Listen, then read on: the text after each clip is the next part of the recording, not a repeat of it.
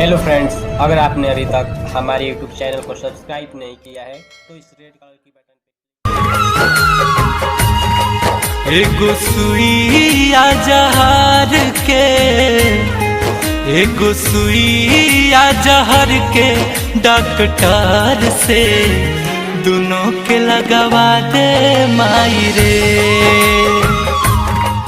एगो सुइया जहर के डॉक्टर से दोनों के लगवा दे माई रे।